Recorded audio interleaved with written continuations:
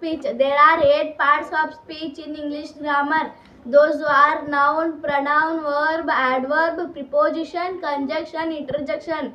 Noun is the name of a person, place, animal or things is called as noun. Example for person: Ramesh, Rani, Shreya, Srushti, Abhishek, etc.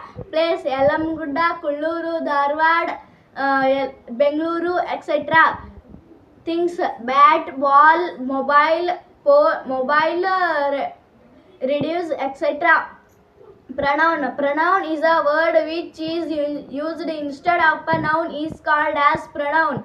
Example: I, we, you, he, she, it, they. Adjective: an adjective is a word which describes noun or pronoun is called as adjective. Example: thick, quick, good, pretty, etc. Verb is a word which shows an action is called as word. Example: run, read, attend, write, play, drink, etc. Adverb: an adverb is a word which describes verb is called as adverb. Example: put, quick, very, far, very, show, etc. Preposition. A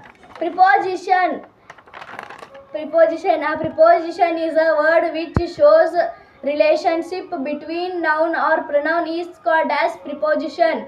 Example: on, into, between, under, about, above, etc.